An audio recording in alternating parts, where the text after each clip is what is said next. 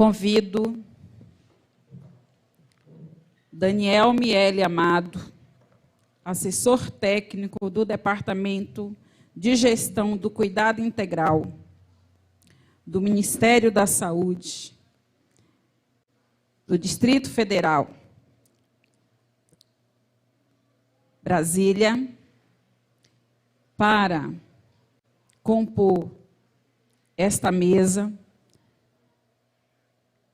com o tema Práticas Integrativas e Complementares na Saúde, as PICs, e a Medicina Tradicional, no contexto da saúde da população negra, povos e comunidades tradicionais, de religiões de matriz africana e afro-brasileira, povos e comunidades tradicionais, na perspectiva do SUS.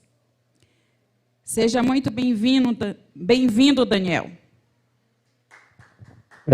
Boa tarde, mãe Joilda. Vocês me escutam?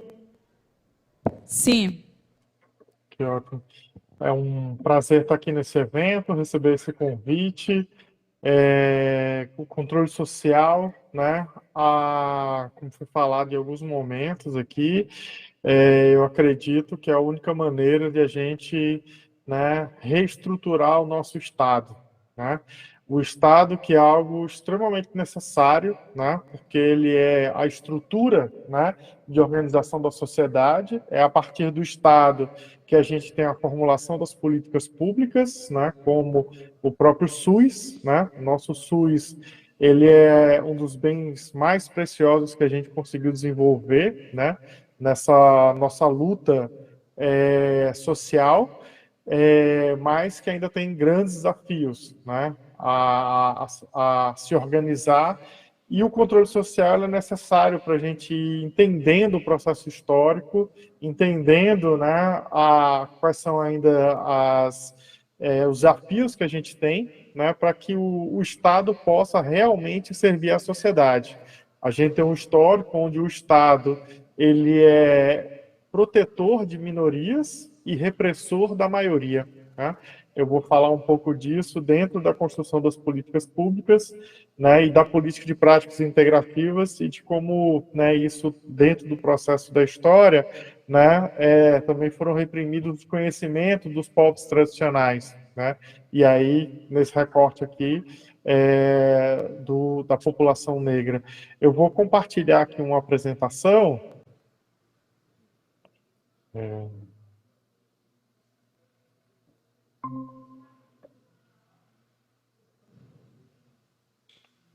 Para que a gente possa...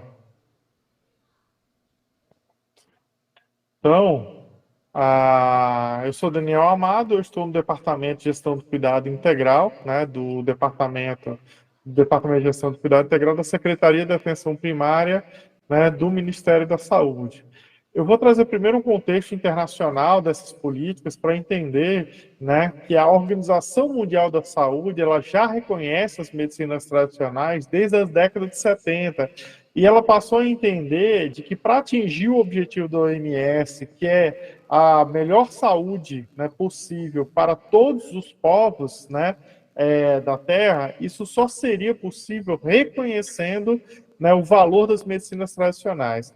E entenderam também que uma grande parte da população naquele momento dependia quase que exclusivamente dos saberes, né, das medicinas tradicionais para o seu cuidado, né? Mas naquele momento, lá da década de 70, eles acreditavam que quanto mais chegasse a medicina tecnológica moderna, menos esses conhecimentos ancestrais e tradicionais seriam necessários.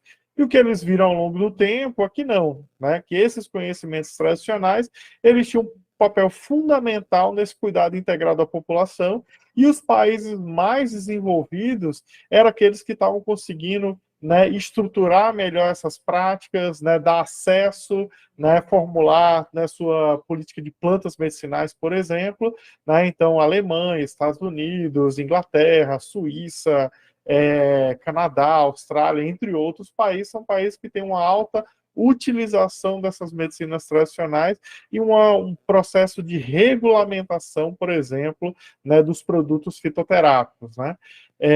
Mas a gente vai avançando, e a partir desse entendimento a Organização Mundial de Saúde ela estabeleceu, né, uma estratégia global para que os países incorporassem esses conhecimentos, né, das medicinas tradicionais complementares integrativas nos seus sistemas oficiais de saúde. Né? E a partir daí a gente trouxe esse conhecimento para o SUS, como eu vou falar, né, mais à frente. Então, a gente tem no relatório global 2018, né, um recorte, né, de que 98 países, né, do mundo já têm leis ou políticas nacionais reconhecendo as medicinas tradicionais complementares integrativas. Né? Então, né, além disso, com institutos nacionais de pesquisa e também com regulamentação sobre as medicinas tradicionais, sobre os produtos fitoterápicos, por exemplo. Né? E algumas regiões, né, como a região da Ásia, eles já têm uma política regional para o desenvolvimento dessas práticas, e a África também tem uma política, né, o continente africano tem uma política regional, né, da OMS, né, mas da região, né, para valorização das medicinas tradicionais na África. A gente ainda não tem isso na região das Américas, né, apesar de ter uma população indígena, uma população negra, né, os conhecimentos tradicionais muito ainda enraizado, a gente não conseguiu, né, com que isso virasse uma política regional de valorização desses conhecimentos por diversos entraves. Acho que vários já foram falados, inclusive, né, dentro do Congresso. Né? E aí, né, a gente tem uma expansão no mundo, né, nesse ano, agora em abril, né, tiveram diversas reuniões em agosto, né, teve um evento global das medicinas tradicionais, né, a cúpula mundial das medicinas tradicionais do mundo todo, né, mostrando a importância que essas práticas têm, não só para o cuidado da população, mas para o desenvolvimento tecnológico. Então, a África do Sul, por exemplo, estava mostrando como o reconhecimento das plantas, né, tradicionais da região estavam garantindo, né, a sua soberania na saúde, estava gerando renda para a população, né, desenvolvimento tecnológico, né, e a venda desses produtos também para outros países, gerando, né, capital para o próprio país. Né? Então, a importância, para além do cuidado individual e social, mas também a própria geração de renda a partir da valorização dos conhecimentos tradicionais. Então, a gente tem um amplo reconhecimento, né, nos diversos países, né, da Organização Mundial da Saúde, do BRICS, da Rede das Américas, por exemplo, reconhecendo esses conhecimentos. Né? Mas nós temos alguns desafios aqui no Brasil. Né? E alguns desafios são históricos, que a gente não pode, né, como foi falado, né, em diversas... né, nos palestrantes que me antecederam, não dá para, né, não falar sobre esse elefante que está na sala, né? E é a questão do próprio Estado, né? Então a gente tem um Estado, né, uma cultura que ela vem da repressão desses conhecimentos tradicionais. Então, ainda no Brasil Império, né, uma tese de doutorado, né, estava mostrando como, né, no caso aqui, né, os médicos, né, e os farmacêuticos, né, estavam naquele momento pedindo ao imperador, né, que se proibisse, né, as práticas de cuidado da população, né, que eram considerados charlatães e curandeiros, né? Então eles pediam que somente quem poderia utilizar qualquer prática de cura fossem, né, apenas os médicos, cirurgiões, farmacêuticos e da arte obstetrícia. Né? Então, a gente vê isso da Assembleia Legislativa Provincial do Espírito Santo no ano de 1839. Né? Então, essa história da repressão ela é antiga. Com a proclamação da República, né, em 1889, né, o general Marechal, né, o general Manuel Deodoro da Fonseca, né, ele promulga no ano seguinte, né, o primeiro Código Penal. E vejam só o que estava no Código Penal, né, dos crimes contra a saúde pública. Então, era proibido exercer a medicina, qualquer um dos seus ramos, arte dentária, farmácia, praticar homeopatia, dosimetria, hipnotismo, magnetismo animal, sem estar habilitado segundo as leis e regulamentos. Né? Ok. praticar o espiritismo, a magia, seus sortilégios, usar talismãs, cartomancia, para despertar sentimentos de ódio ou amor, inculcar cura, moléstias curáveis ou incuráveis, enfim, para fascinar, subjugar a credulidade pública. Outro crime. Mas vejam esse daqui, o 158. Ministrar ou simplesmente prescrever como meio curativo para uso interno ou externo, sobre qualquer forma preparada, substância de qualquer um dos reinos da natureza, fazendo ou exercendo assim o domínio de curandeiro. O que ele estava dizendo ali? Que qualquer pessoa que utilizasse qualquer um dos meios da natureza, então, por exemplo, as plantas medicinais para, né, realizar a cura, ele estaria cometendo um crime. Então, o crime não é o de cima, de enganar. Ok, ninguém pode enganar ninguém. Mas você está curando alguém com algum do seu conhecimento tradicional, você estaria exercendo um crime. Vejam só que esse Código Penal, ele se amadurece, digamos assim, né? Ele se, né, transforma e a gente tem o Código Penal atual, né? Então, é ilegal o exercício da medicina, da arte dentária ou da farmácia, né? Sem que você esteja autorizado legalmente, né? Então, né, sem realizar tudo que a lei pede para ser médico, né, dentista ou farmacêutico, ok? O charlatanismo, né? Que é você anunciar uma cura, né, por meio secreto ou infalível, as palavras, você está enganando alguém, né, ok? Mas o curandeirismo, exercer curandeirismo, então prescrevendo, ministrando ou aplicando arbitralmente qualquer substância, usando gestos, palavras ou qualquer outro meio, fazendo diagnóstico, né, a pena de detenção de 6 a 2 anos.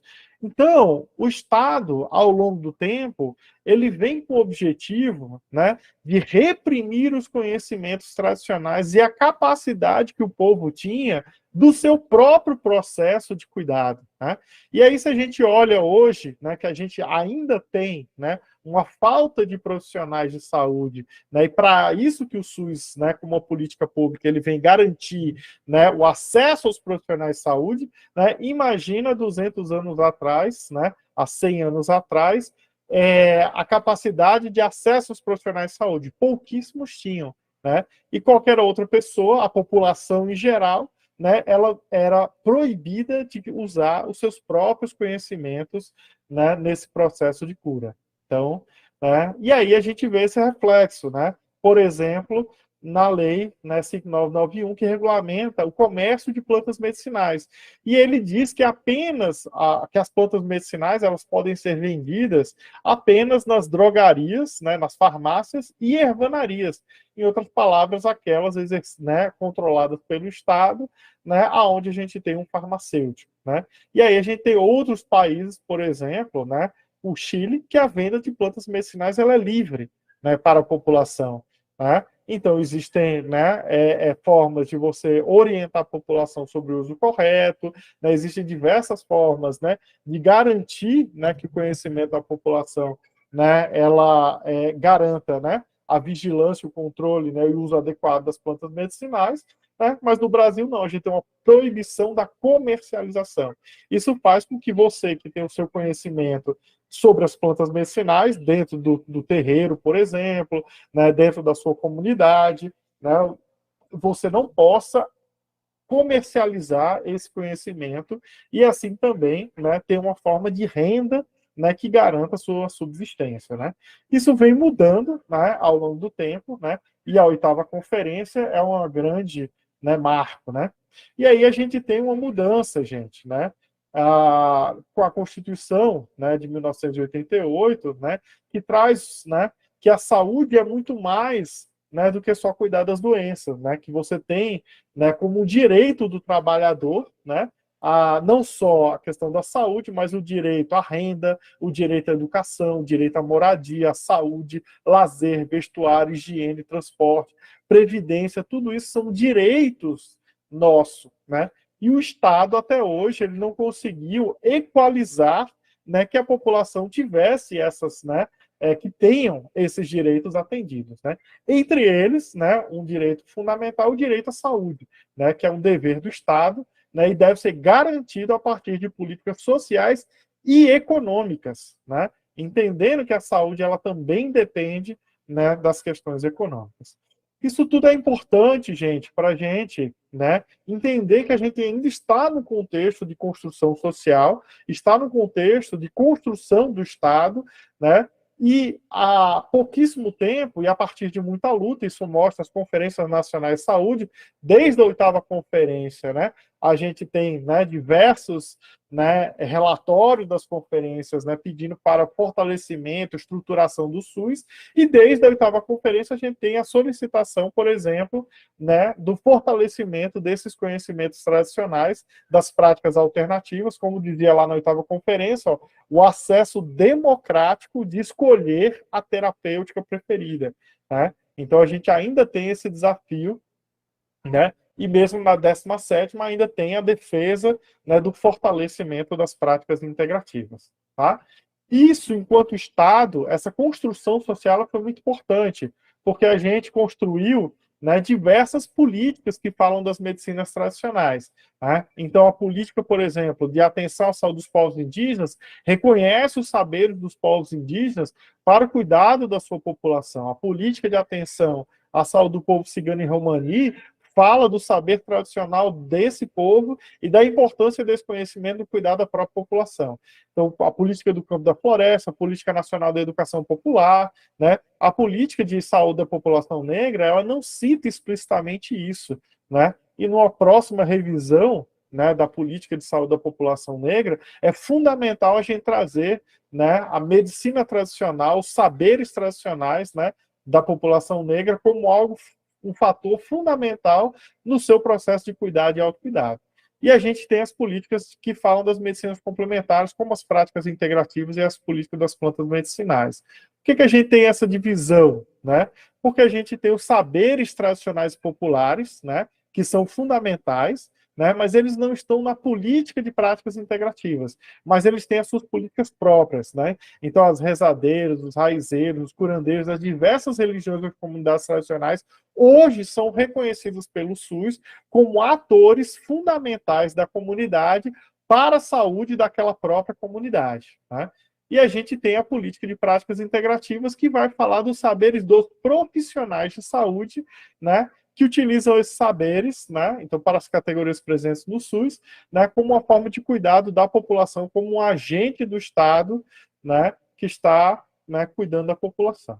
Então, a política de práticas integrativas, ela implementa essas práticas no Sistema Único de Saúde com o objetivo de aumentar a resolutividade do sistema. Então, quando eu tenho uma equipe de saúde da família que sabe utilizar, por exemplo, a acupuntura, a aurícula, as plantas medicinais, sabe, técnicas de massagem, chantala, entre outras práticas, né, ele tem um cuidado mais resolutivo, né? Quando ele conhece outras práticas também, como as danças circulares, como a biodança, né, a terapia comunitária, ele também pode implementar práticas de um cuidado mais humanizado, de uma escuta mais acolhedora.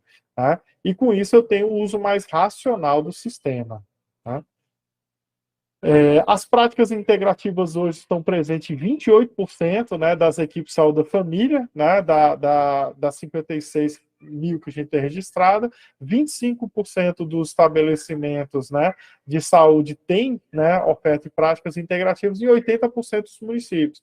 Então, a gente ainda tem, né, cresceu muito, né, o acesso a essas práticas, apesar de a gente ainda ter em torno de 4 milhões, né, de procedimentos registrados, né, em um ano, né. Um pouco menos da metade acontece na atenção primária, mas é onde tem a maior capilaridade, né, e a maior parte estão na média e alta complexidade, que são centros de práticas integrativas ou outros serviços, mas que têm uma alta capacidade de produção de atendimento nas práticas integrativas, né. O que hoje mais se realiza no SUS, né, são a sessão de auriculoterapia, acupuntura, eletroestimulação, as práticas corporais da medicina chinesa e a sessão de acupuntura como exemplo, né, e o número, né, de registrados de procedimentos, né, aqui, desculpa, esse aqui foi do Rio Grande do Sul, eu esqueci de tirar aqui.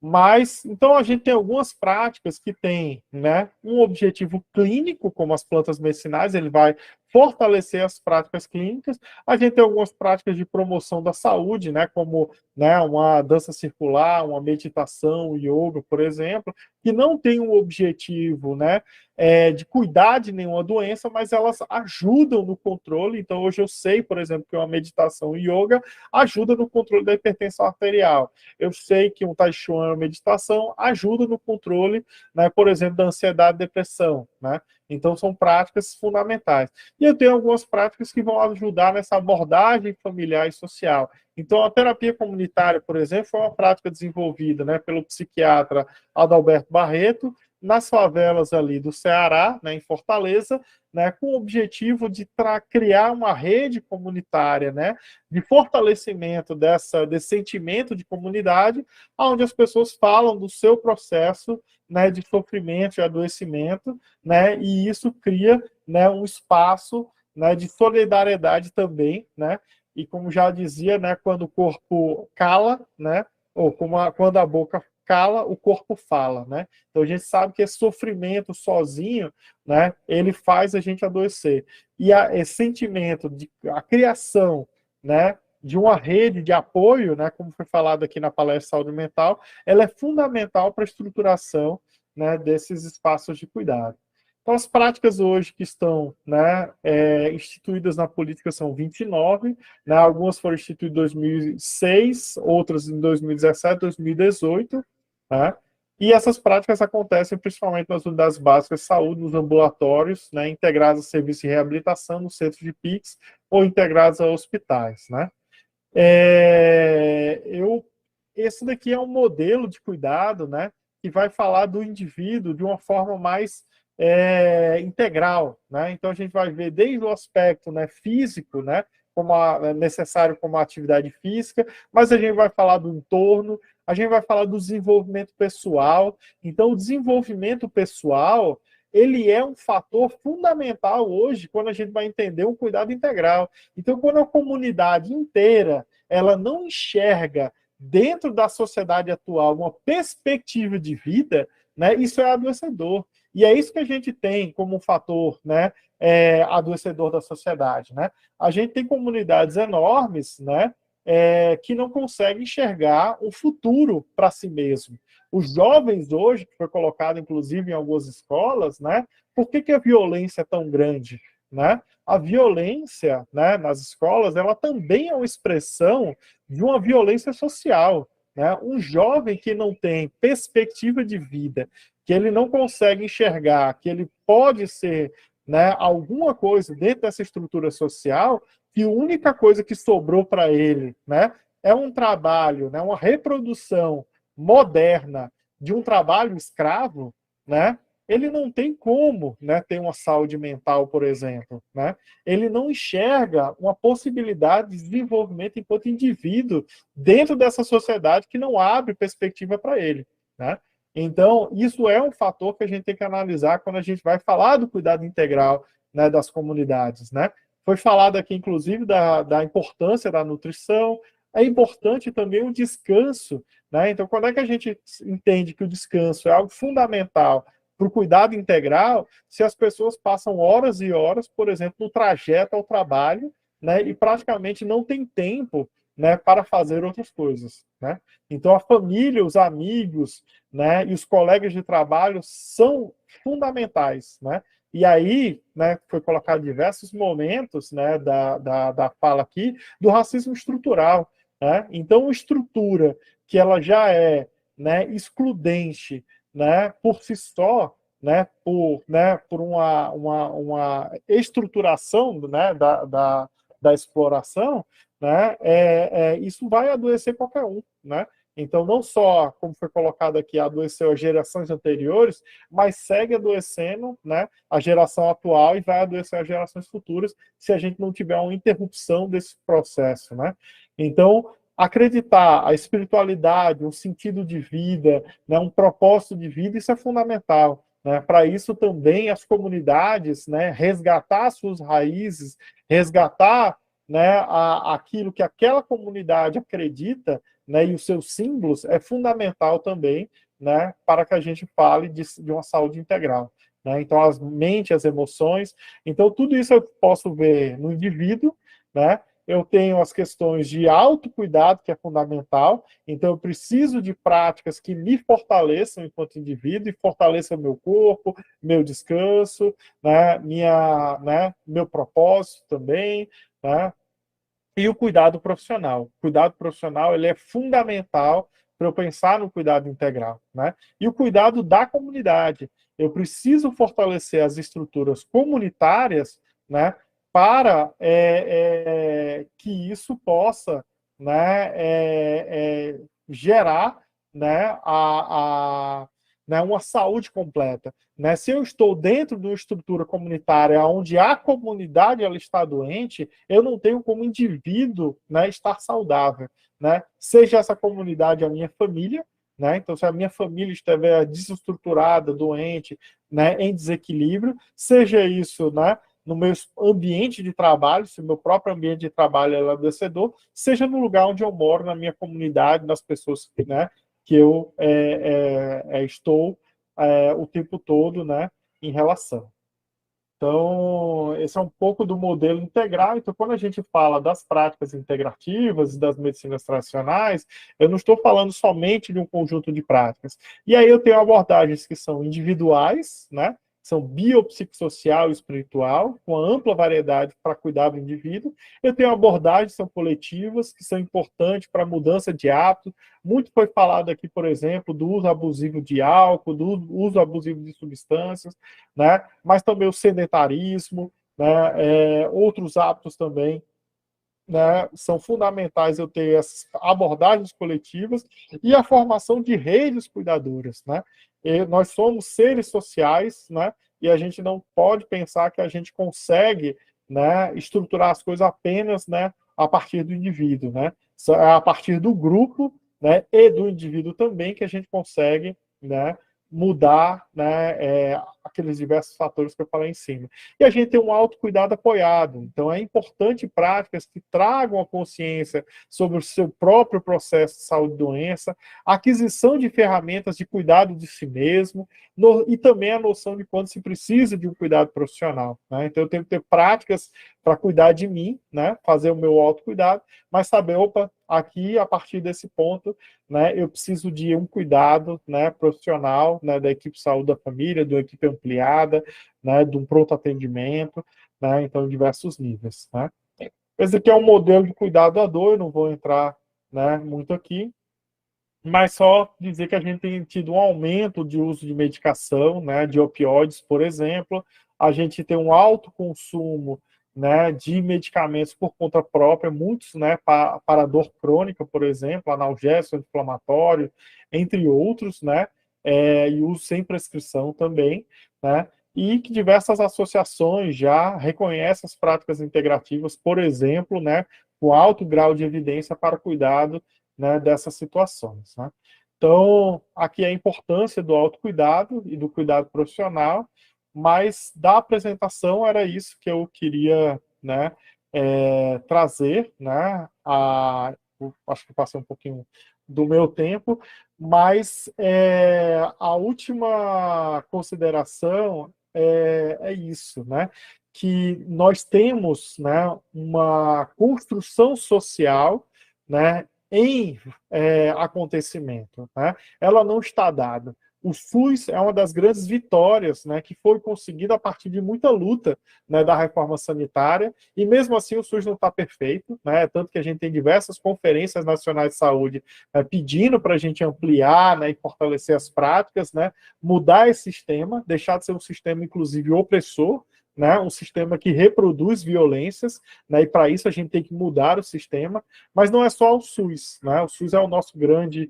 tesouro, mas nós temos que mudar essa estrutura do Estado, né, que ainda hoje, né, ele também é repressor e ele é reprodutor de violências, né, então isso está dado e só se constrói, né, a partir dos coletivos, né, e aí agradecer esse evento do movimento social para a estruturação, né, né, e continuidade, né, dessa luta, né, e aí a luta fundamental, né, das comunidades, né, e do povo de matriz africana. Então, eu acho que era isso que eu tinha para falar nesse momento, né, e fico aberto aqui para, se tiver, né, alguma consideração, algumas perguntas. Obrigado, irmã Joilda.